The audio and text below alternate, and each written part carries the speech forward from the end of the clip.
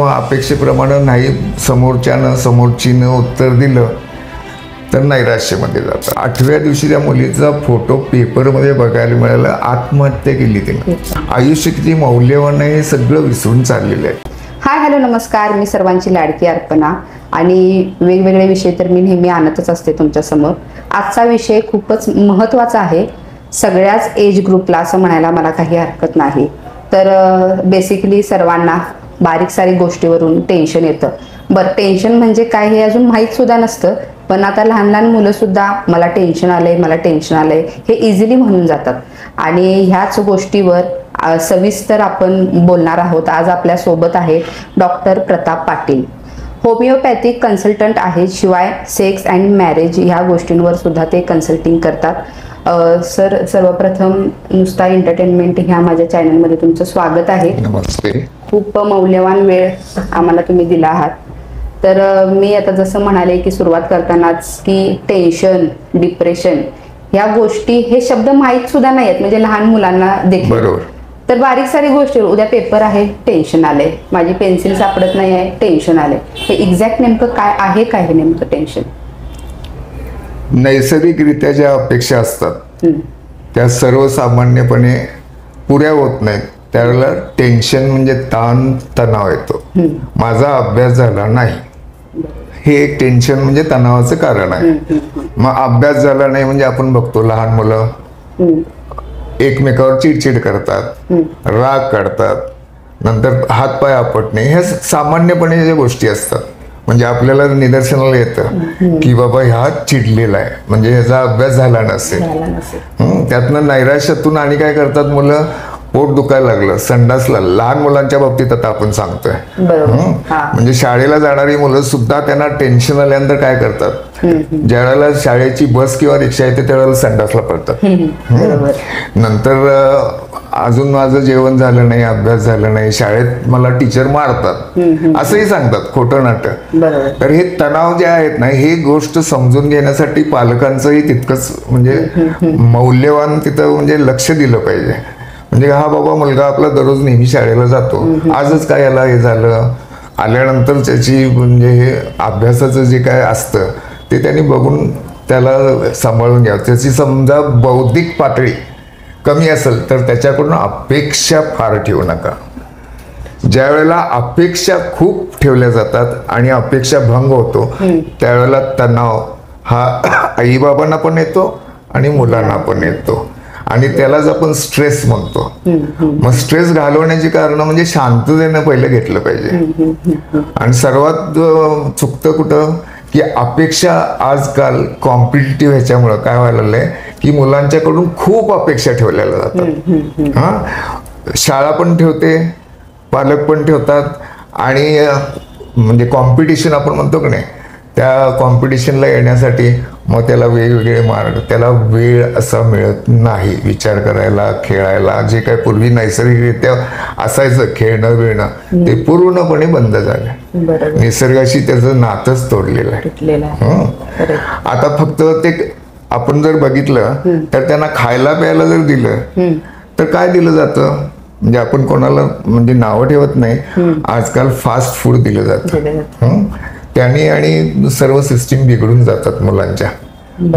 त्यांना ते खायला जिभेच्या तोंडाला चवीचं लागतं पण त्याची परत पचनक्रिया बिघडते. असं म्हणजे मुलांना आपण खायचं, उठवायचं, झोप नाही मिळत मुलांना, पळापळ होते.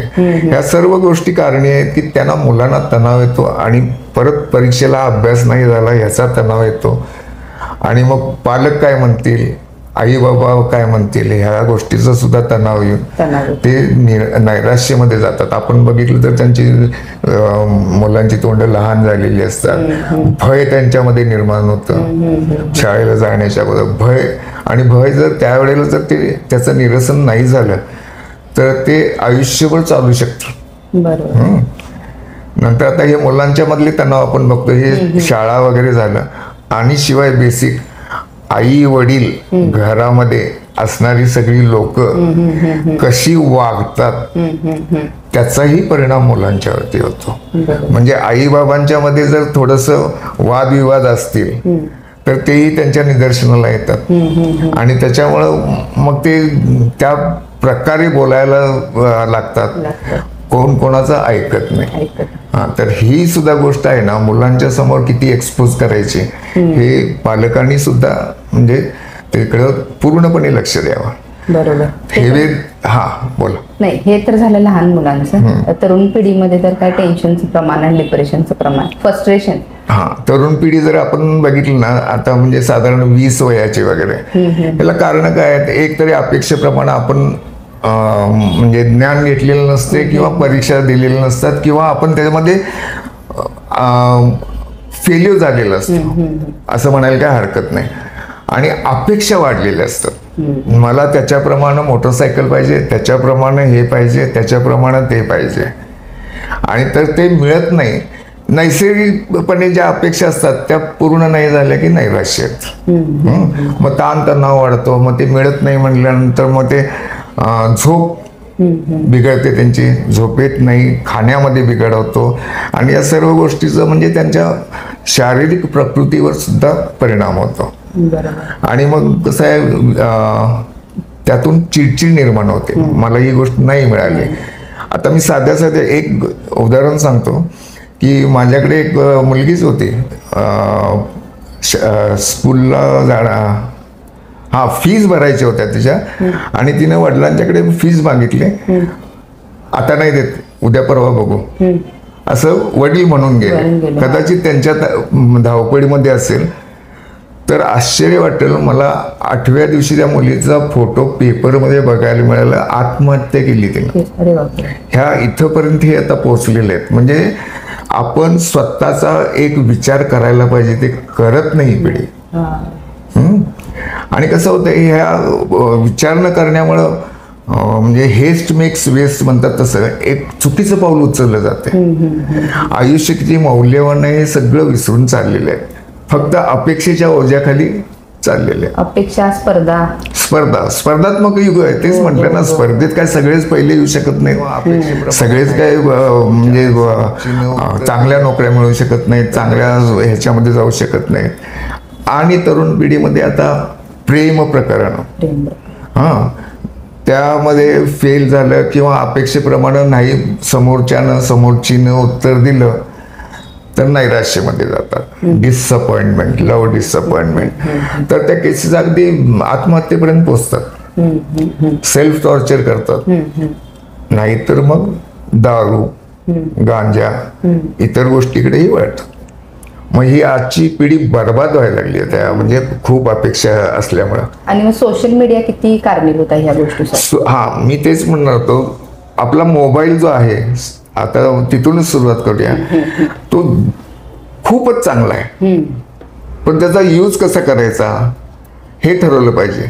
आम्ही वापरतो, त्याच्यातून खूप चांगलं मिळतं ते घेत नाहीत. आज फास्ट काय झालं, सगळं एक्सपोजर झालं पूर्ण. हे मध्ये करोनाच्या पिरियडमध्ये मुलांच्या मध्ये तो इझिली दिला गेला, म्हणजे शासनानंच दिला. त्यामुळं त्यातलं काय उघडायचं आणि काय उघडायचं नाही हे कोणालाच माहित नाही. आणि अट्रॅक्शन आजकाल काय असतं, हे सोशल मीडियामध्ये सगळं काही दाखवलं जातं. आणि मुलं हुशार झाल्यात, आमच्यापेक्षा लहान मुलं किंवा यंग जनरेशन तुमचं मोबाईलमधलं जेवढं जे नको तेच बघतात. आणि मग काय होतं, त्या अपेक्षा राहतात, आणि त्या अपेक्षा ठेवल्या की त्या पूर्ण होत नाहीत. मग त्या पूर्ण करण्यासाठी वाटेल ती पावलं उचलतात, चोऱ्या करण्यापासून सगळं. या गोष्टीला घरातले मेंबर म्हणजे आई वडील म्हणा किंवा घर किती जबाबदार आहे? जबाबदार आहे ना. न्यूक्लिअर फॅमिलीज आता झालेली आहेत. न्यूक्लिअर फॅमिली झाल्यामुळं हम दो हमारे दो म्हणण्यापेक्षा एकच झालेलं आहे. तर त्याच्यामुळं पाठीमागं त्याला बघायला कोणीच नाही ना. तर तो काय करतोय आणि काय नाही हे लक्ष नाही त्याला. कारण आई वडील सुद्धा आत्ताचे जे आहेत ते सुद्धा यामध्ये इन्व्हॉल्व आहेत. प्रत्येक जण आपण जर बघितलं, प्रत्येक जण डायनिंग टेबलवर जरी आला तर आपला मोबाईल घेऊन बसतो. मग त्याच्यामुळे तो काय बघतो, तो मग तुम्ही बघता मी का नाही, आणि बघितलं जातं ते चुकीचं बघितलं जातं. चुकीचं म्हणण्यापेक्षा त्या त्या वयाला ते योग्य नसतं. आता बाकी बाबा सेक्स बद्दल बघतोय, बघायला काय हरकत नाही. तुझं बाबा लग्नाचं वय झालं किंवा लग्नाचे तुझे हे आहेत, तुला काय माहिती पाहिजे असेल तर बघायला काय हरकत नाही. पण ते चुकीचं होतं आणि सेक्स हे अट्रॅक्शन आहे. मग ते मिळवण्यासाठी अयोग्य मार्ग वापरतात. त्यामुळे सोशल मीडिया लिमिटेड यूज पाहिजे. आपण चाइल्ड लॉक हे ते म्हणतो, नाही होत. बरोबर. एकाचं चाइल्ड लॉक केलं तर तो त्याच्या मित्राकडे जातो आणि तसेच मित्र एकत्र भेटतात आणि ते सगळं ओपन होतं. आणि बऱ्याच वेळेला ह्यात फेल्युअर होतात हे लव्ह मॅरेजेस वगैरे. कारण ते एक अट्रॅक्शन असतं, मनापासून केलेलं नसतं. तर या सर्व गोष्टी सोशल मीडिया खूपच त्याला जबाबदार आहे. कारण आता कुठला ऍप डाउनलोड करायचा किंवा नाही. आता नवीन नेटफ्लिक्स वरती मूवीज कशा आहेत, मग ते तरुण पिढीचं जे हे आहे फोकस आहे तो चेंज होतो आणि चुकीचा होतो. टेन्शन आणि फ्रस्ट्रेशन यामध्ये काय फरक आहे? टेन्शन म्हणजे तणाव आणि फ्रस्ट्रेशन म्हणजे माझ्या हातून काय होतच नाही, निगेटिव्हिटी पूर्ण. याला काय आहे, शरीरामध्ये ते हार्मोन्स रिलीज होत असतात.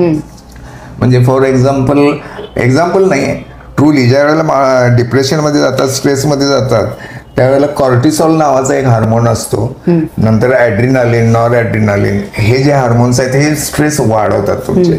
त्याच्यामुळं लोक बीपी वाढणे, शुगर वाढणे आणि मेंटल इरिटेशन ह्या सगळ्या गोष्टी वाढतात. आणि मग ते त्याला लागून कसं आहे, भूक नाही, झोप नाही, या सगळ्या डिस्टर्बन्सेस व्हायला लागतात.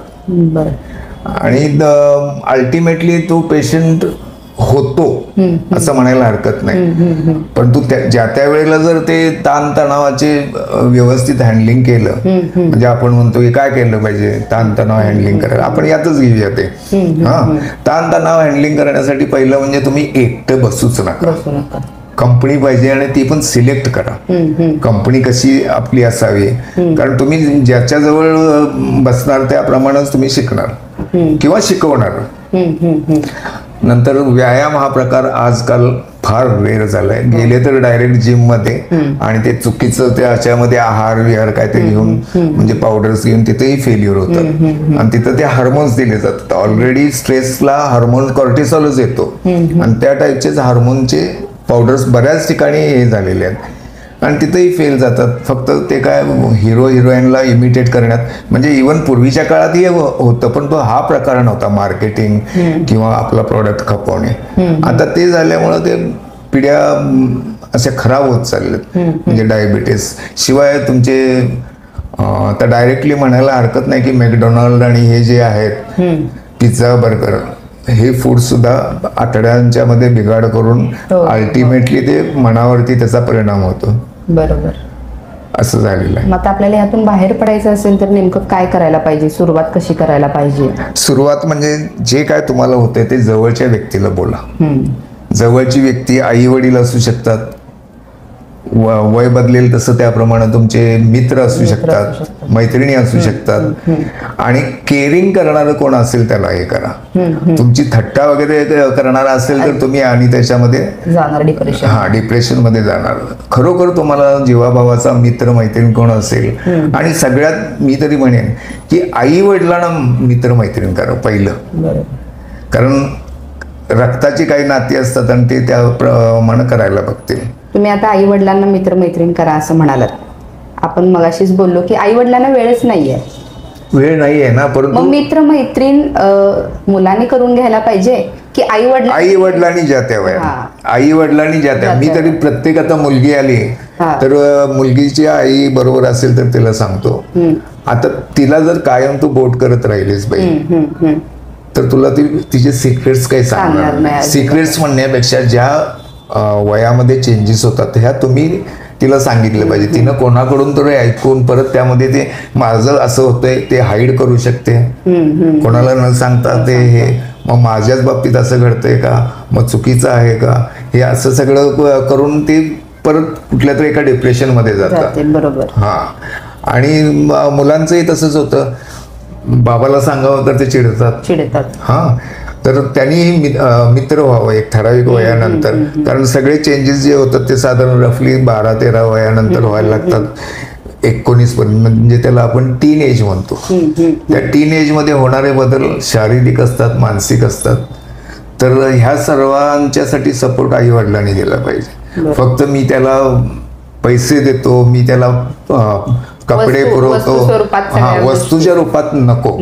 त्यांना कोणतरी खरोखर हात म्हणजे खांद्यावर हात बाबांना ठेवून जर केलं तर मुलगा सांगेल, आणि आईनं एक जवळीक निर्माण करून सांगितलं पाहिजे, तर ती सांगेल माझ्या बाबा पाळीच्या तक्रारी आहेत किंवा इतर काय आहे, किंवा मी चुकीचे असे पाऊल टाकले. म्हणजे ते वेळेत त्याचं निदर्शन करता येईल. नाहीतर काय होते, ह्याच्यामध्ये गेलीत ना मुलं किंवा मुली नैराश्यामध्ये, मग त्यांची वजनं वाढणं, म्हणजे बाकीचे इव्हन तुम्हाला जर दिसेल की त्यांच्या चेहऱ्यापट्टीमध्ये सुद्धा बदल होतो आणि शरीरयष्टी सुद्धा चेंज होऊन जाते. तर आणि सतत तो म्हणजे चिडचिड हे राहतं. तर ते तुम्ही जर कोणतरी माझं ऐकणार आहे म्हटलं तर डेफिनेटली सुधरू शकतं. व्यायाम हा पाहिजेच, प्रत्येक ह्याने व्यायाम केला पाहिजे. चालण्याने कसं होतं की टेस्टोस्टेरोन नावाचा हार्मोन जो आहे तो मेल्समध्ये आणि जनरेट होतो. तर ते आणि फिमेल्सनी सुद्धा हे केलं पाहिजे, चाललं पाहिजे. कारण पूर्वीसारखे आता काय नैसर्गिक व्यायाम राहिले नाहीत, कामच राहिले नाहीत. तर व्यायाम हा महत्वाचा भाग. Sharing is important. तुम्ही आपल्या म्हणजे अडचणी शेअर करा. कोणी तुम्हाला ज्येष्ठ व्यक्ती जर रिलायबल वाटली, कारण त्याचा गैरफायदा सुद्धा घेणारे असतात. आणि मोस्टली मी एक बघितलंय, म्हणजे आमच्या पुस्तकातून सुद्धा आहे की मुली अशा फ्रस्ट्रेट वगैरे झाल्या, किंवा नैराश्यामध्ये आल्या, तर ह्या यौवनाच्या वयामध्ये चुकीचं पाऊल उचलू शकतात. म्हणजे कसं की लग्न झालेल्या माणसाशी लग्न करण्याची त्यांची इच्छा होते. हा एक म्हणजे आमच्या पुस्तकातून सुद्धा आम्ही बघितलेला आहे की love making with married person. का तर त्याला खात्री वाटते त्याची, असं होतं. पण ते कसं डिफरन्स अमुक तमुक परत नैराश, ह्या गोष्टी म्हणजे त्या ह्याच्यातून सुटत नाहीत ते. आणि सगळ्यात म्हणजे हे ज्या वेळेला तुम्हाला जाणवेल त्यावेळेला जबाबदार व्यक्तीला बरोबर घेऊन, मित्र चांगला असेल तर त्याला घ्या किंवा आई वडिलांना घ्या आणि डॉक्टरकडे जावा. तुमचे तुम्ही निर्णय ठरवू नका. हा, आता तुम्ही डॉक्टरांच्याकडे जावं असं म्हणालात. कसं आहे, बेसिकली थंड ताप आला किंवा काय ऑदर शरीराचे जे काही आजार असतात ते दिसतात, समजतात लगेचच इन्स्टंटमध्ये. काय विशेष काय त्याच्यामध्ये वाटत नाही की जायचंच आहे. पण एका सायकॅट्रिस्टकडे जायचंय, एका काउन्सिलरकडे जायचंय, अजूनही लोक मला कुठं काय झालंय, मी थोडी मेंटल झाली की काय, मला एवढी गरज लागली तिथं जाणे, अजूनही ते गिल्ट आहे. बऱ्याच प्रमाणात ते आता कमी झालेलं आहे. गिल्ट म्हणजे कसं आहे, तुम्हाला जे होतंय ते सांगा. मी काय सांगतो की बाबा तुमचा दात दुखायला दात दाखवायला जाता, मग मन दुखवलंय दाखवा ना, ते दाखवा. बरोबर, तुम्ही दुखवलेल्या अवस्थेत आहात हे तुम्हाला लक्षात येते ना, की माझ्यामध्ये पहिल्यासारखं काय खाणं होत नाही, झोपणे होत नाही, भय वाटतं, स्वप्न पडतात वेगवेगळी, ह्या सगळ्या गोष्टी आहेत. नंतर पहिलं म्हणजे शरीर तुमचं तुम्हाला जाणवतं, थकवा. ज्या वयात तुम्ही ऍक्टिव्हली काम करायला पाहिजे त्यावेळेला तुमचं शरीर थकलेलं असते, मन थकलेलं असते, मग तुमचे विचार चांगले येऊ शकत नाहीत आणि चुकीचे विचार केले जातात. आता हे पालकांच्या बाबतीत, आता रिसेंटलीच माझ्याकडे एक पेशंट आलेल्या आजारावरून, साधारण 20-22चा असेल. तर त्याचा आत्तेभाऊ एक माझ्याकडून ट्रीट झाला चांगला म्हणून त्यांनी त्या आत्तीनं त्याला पाठवलं. तर तो आला, तर ते 20-25 माणसांचं कुटुंब आहे. तर तो आल्यानंतर म्हटला, अहो ह्यानी नको का समजून घ्यायला.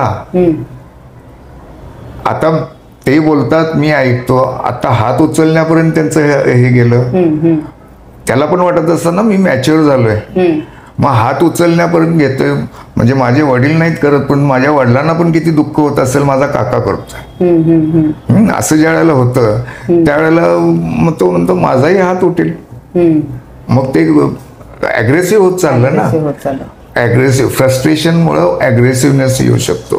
मग आम्ही इथं आल्यानंतर औषध फक्त देण्याच्या पेक्षा अगोदर त्याची परिस्थिती समजून घेतो. नंतर त्यांच्याबरोबर आलेल्या समोरच्या व्यक्तीबरोबर त्याला बोलायला देतो, त्या व्यक्तीला बोलायला देतो आणि नंतर त्या व्यक्तीला बरोबर आलेल्या थोडं बाहेर बसवतो. म्हणजे त्याला पर्सनल काय जर बोलायचं असेल तो घरच्या व्यक्तीसमोर किंवा जवळच्या व्यक्तीसमोर बोलणार नाही. वेदर म्हणजे ते असं छोटीशी गोष्ट असू शकेल किंवा कुठल्या तरी टोकाला पोचली असेल, तर त्यांना समजून घ्यायला पाहिजे. हे त्याचे वडील मला फोन करतात की काय म्हणत होता, तुम्हाला काय म्हटलं की नाही हे पहा, आणि नसेल तर त्याच्याबरोबर या म्हटलं. म्हणजे हे असं कसं आहे, आम्ही आता होमिओपॅथीला केस भरपूर वेळ देतो, तसं युजली इतर ठिकाणी होत नाही. आणि आम्ही मूळ शोधायचाच प्रयत्न करतो. आणि माझ्या तरी आता अनुभवाला असेल आलेला आहे की 6 पेशंट आले तर एखादा फक्त कुठंतरी हातापायाला यायचा, बाकीचे सगळे दुखावलेले पेशंट आहेत, मनाने दुखावलेले पेशंट आहेत. अपेक्षा मी तरी म्हणतो ही माझी खुर्ची आहे ना, बऱ्याच मुली आणि लेडीज पेशंट येतात तर रडल्याशिवाय जात नाही. सासू पण येऊन रडेल, सून पण येऊन रडेल. एक्सपिरियन्स आहे नाही म्हणून मी त्या खुर्चीवरती आमच्या मॅडमना म्हटलं की आपण ही माहेरची खुर्ची असं लिहूया. म्हणजे इतकं त्याच्यामध्ये आम्ही डेप्थ मध्ये विचारतो, जे कोणी आम्हाला कधीच विचारलं नाही असं. आणि हे मी आता इतर कोणाला सल्ला देणार नाही त्यांनी करावं ह्यांनी करावं, परंतु आम्ही तरी ते करतो ज्याच्यातून बऱ्याच पेशंटना त्यातून बाहेर पडायला मदत झाली. खूप म्हणजे चांगलं. कोणाचा डायव्होर्स, कोणाचे केसेस, बाबा कुठं ऍक्सेप्ट कर कुठं नको, ह्या टिप्स आम्ही वकिलापेक्षा चांगल्या देऊ शकतो. कारण वकील काय प्रोफेशनल आहेत त्याप्रमाणे देणार, आम्ही इमोशनल लेवलला बाई तू कुठं फसशील किंवा काय, तर त्याप्रमाणे स्टेप्स घेण्याचे हे देतो. टेन्शन आले किंवा डिप्रेशन आले हे ओळखायचं कसं, त्याचे सिम्पटम्स काय आहेत? आता त्याची लक्षणं म्हणजे पहिलं तुम्हाला दररोजच्या प्रमाणात तुमच्या घरात तो वावरताना दिसणार नाही, तो किंवा ती. इथं लक्ष ठेवलं पाहिजे. मी आता म्हटल्याप्रमाणे जबाबदार व्यक्तीने. मोस्टली आई वडीलच असतात आणि वडील जर इकडे तिकडे सर्व्हिसला असतील तर आईने लक्ष दिलं पाहिजे. आणि बाबा तू पहिल्यासारखं आता जेवत नाहीस, सामान्यपणे असतं, नाही मी जेवलो. एक तर तो चुकीचं खोटं सांगत असेल किंवा तो बाहेर खात असेल, तेही चुकीचं आहे. दररोज जर बाहेर खात असेल तर तेही चुकीचं आहे. का होत नाही, तर ह्या सामान्यपणे त्याचा चेहरा सांगतो किंवा त्या प्रत्येक गोष्टीत चिडचिड करतो तो. मला हे आवडत नाही, ते आवडत नाही, असं चालू असतं त्यांचं. आणि दुसरं म्हणजे त्याची झोप होती का विचारा, झोपत नाही. बराच वेळ हे घेऊन बसलेलं, मोबाईल घेऊन बसलेलं असतात. मग का बसला हेही आई वडिलांनी बघितलं पाहिजे. आई वडिलांनी म्हणजे जे कोणी घरी त्यांचे पालक असतील त्यांनी, हे महत्वाची कारण आहेत. आणि कसं आहे, कुठल्याही कशाही गोष्टीत त्याला रस नसतो. म्हणजे एखादी आनंदाची गोष्ट आहे तर त्याच्यामध्ये तुम्हाला त्याच्या चेहऱ्यावरती बदल दिसणार नाहीत. आनंदी जे वातावरण पाहिजे तो त्याच्यामध्ये, तो बाकी तुम्ही करताय तो एका कोपऱ्यात, हो मी आहे की येतो की, एवढंच असतं. मग या बारीक सारीक गोष्टी म्हणण्यापेक्षा अगदी क्लिअर कट दिसतात त्याच्यामध्ये. तर ते लक्ष देऊन, म्हणून मगाशी म्हटलं काही लक्षणं अशी दिसली, बाबा खात नाही, पीत नाही, जेवत नाही किंवा मित्रांच्यातनी जात नाही, त्यांना बाहेर पण पडलं पाहिजे. घरातच बसून उपयोग नाही, मित्रांच्यातनं गेलं पाहिजे. फक्त मित्र कोणते ते ठरवलं पाहिजे. अशा रीतीनं ही बेसिक थोडी लक्षणं आहेत. आणि त्याच्यामध्ये जास्तीत जास्त म्हणजे चिडचिड, तीच आई वाढवत असते पण ते जेवण आवडत नसतं. मग कोणावरती राग काढायचा तर आईवरती काढायचा. मग आई कसं एक ठराविक लिमिट पर्यंत तिनं पण हे करावं, नंतर एकमेकाच्या सल्ल्याने आई वडिलांनी तो. आणि काउन्सिलरकडे, डॉक्टरकडे जाणं गरजेचं आहे. कारण आज छोटा असणार दिसणार ते मोठं होऊ शकतं. तर त्याच्यासाठी ही लक्षणं थोडीच आहेत, थोडीच म्हणण्यापेक्षा महत्वाची आहेत. निद्रानाश, जेवत नाही, हे सगळे तब्येतीवर आणि इनडायरेक्टली परत मनावरच त्याचा परिणाम होतो. आता या गोष्टी हाताळण्याचे काय उपाय काय आहेत? मी मगाशी सांगितल्याप्रमाणे प्रथमतः व्यायाम एक्सरसाइज कोणता ना कोणता तरी एक केला पाहिजे. नंतर दुसरं म्हणजे त्या व्यक्तीला निवांतपणा आणि आराम दिला पाहिजे. सतत म्हणजे आपण घरच्यांनी त्याला चिडचिड न करता त्याला आराम दिला पाहिजे. त्यानंतर झोप त्याची योग्य होती की नाही बघितली पाहिजे. आहार सगळ्यात महत्वाचं म्हणजे एक बॅलन्स डाएट मिळतं की नाही त्याला, फळं वगैरे. कारण या सर्व गोष्टी जर व्यवस्थित नसल्या तर पोट बिघडून परत त्याच्यामध्ये प्रॉब्लेम येतो. आणि त्याच्यानंतर मित्र नसतील तर करायला हवं. एकटेपणा त्याला देऊ नका. एकटेपणात राहणं फार चुकीचं आहे. आणि मोबाईलचं रिस्ट्रिक्टेड यूज करणं फार महत्वाचं आहे. आणि हे ज्या व्यक्तीला म्हणजे आमच्याकडे पेशंट म्हणून येतात त्याला आम्ही सांगत असतो त्याप्रमाणे होतं. आणि आपल्या पाल्याकडून खूप मोठ्या अपेक्षा ठेवू नका. अपेक्षेच्या ओझ्याखाली तो तुम्हाला काहीही सांगणार नाही. तर अपेक्षा ठेवताना त्याच्या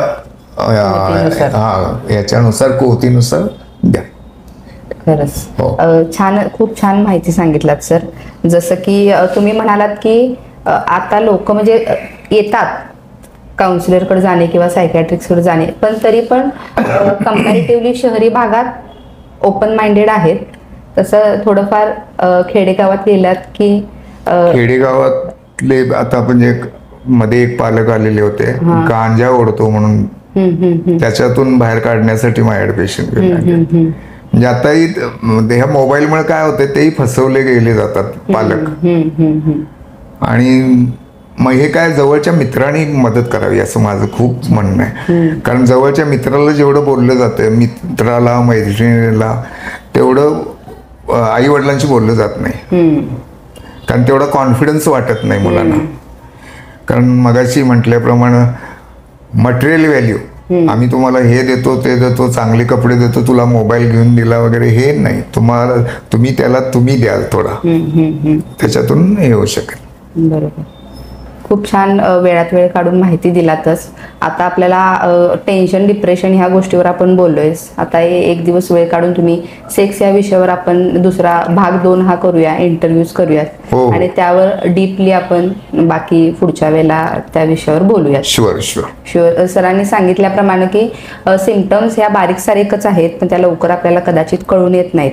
आणि जे काही आपलं रोजचं जसं आहे त्यापेक्षा जरा जरी काही वेगळे पण जाणवलं तर तुम्ही ताबडतोब त्यातून तुम्हाला बाहेर पडायचं असेल, मनाची तशी तयारी असेल, तर तुम्ही आपल्या जवळच्या सायकॅट्रिस्टकडं, काउन्सिलरकडं किंवा विश्वासातल्या एका डॉक्टरांना भेटून त्यातून बाहेर पडण्याचा नक्कीच प्रयत्न करा. धन्यवाद.